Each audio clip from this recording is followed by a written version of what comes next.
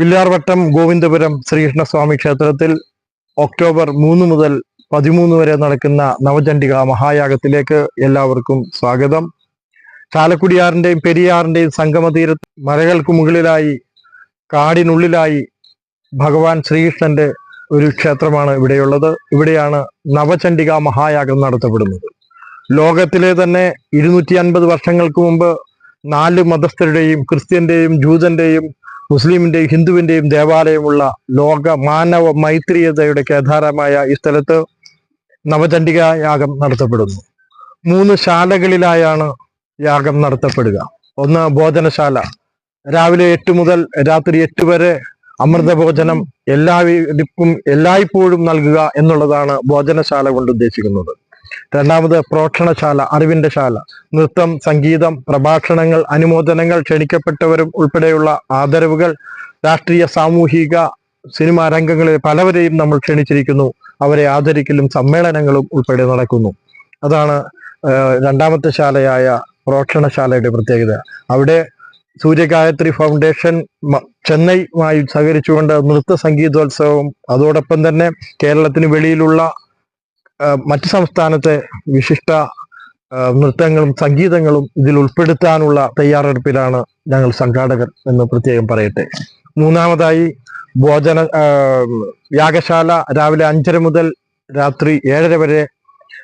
യാഗം കഴിഞ്ഞുള്ള സമയങ്ങളിൽ നാരായണീയ പാരായണം പോലുള്ളവരെ പാരായിച്ചുകൊണ്ട് 3 ശാലകളും ഒരേ സമയം 12 മണിക്കൂറോളം ലൈവിൽ നിരന്തരം നടക്കുന്നു എന്നുള്ള പ്രത്യേകത ഈ യാഗത്തിനുണ്ട് എന്നുള്ളതാണ് സവിശേഷത.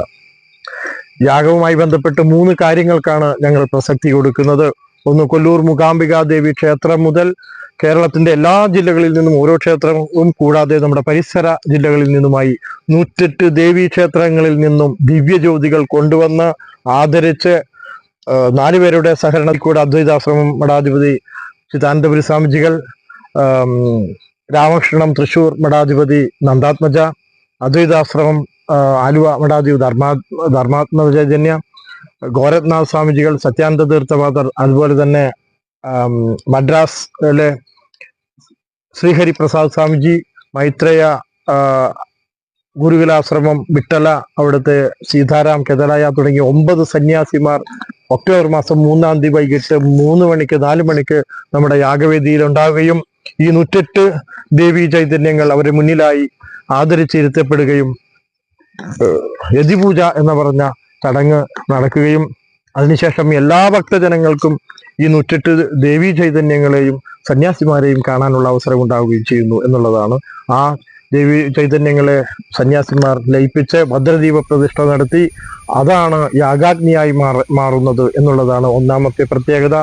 രണ്ടാമത്തേത്, നമ്മുടെ കേരളത്തിൽ പ്രത്യേകിച്ച് സ്ത്രീകൾക്കും പെൺകുട്ടികൾക്കും പ്രത്യേകമായ ഒരു സാഹചര്യം ഒരുക്കിക്കൊണ്ട് കുമാരി പൂജ എന്ന സങ്കല്പത്തിൽ 10 വയസ്സിന് താഴെയുള്ള ഒക്ടോബർ 4 മുതൽ 13 വരെയുള്ള 10 ദിവസങ്ങളിൽ 10 വയസ്സിന് താഴെയുള്ള 9 കുട്ടികളെ, ടോട്ടൽ 90 കുട്ടികളെ പ്രത്യക്ഷ ഭഗവതിയുടെ ചണ്ഡികയുടെ 9 ഭാവങ്ങളിൽ 9 രൂപങ്ങളിൽ 9 മന്ത്രങ്ങളാൽ പൂജിക്കുകയും എല്ലാവരെ കൊണ്ടും പൂജിക്കപ്പെടുകയും ചെയ്യുമ്പോൾ സ്വന്തം അമ്മയും അച്ഛനും മകളെ അല്ലെങ്കിൽ ആ കുമാരിയെ പൂജിക്കുന്ന ഒരു സംസ്കാരം നമ്മുടെ നാട്ടിൽ പ്രദർശിപ്പിക്കുക അല്ലെങ്കിൽ സന്ദേശം നൽകുക എന്നുള്ളതാണ് രണ്ടാമത്തെ കാര്യം.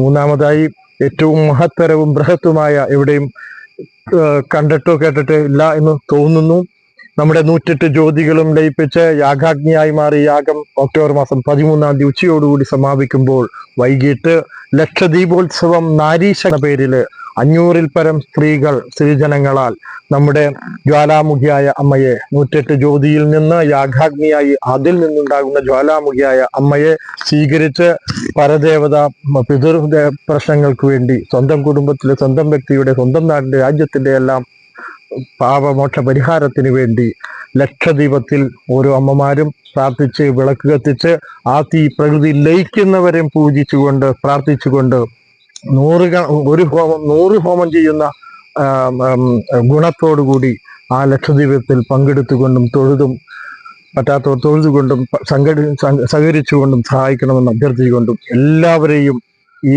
11 ദിവസങ്ങളിലായി നടക്കുന്ന ബൃഹത്തരമായ ഒരുപാട് ചടങ്ങുകൾ ഇതിന്റെ പുറകെ നടക്കുന്നുണ്ട്. ആ ചടങ്ങുകളിലേക്കും അമൃതഭോജത്തിനും നൃത്തസംഗീതോത്സവത്തിലേക്കും യാഗത്തിലേക്കും സദൃഷ്ടം സ്വാഗതം ചെയ്യുന്നു, ക്ഷണിക്കുന്നു. നന്ദി, നമസ്കാരം.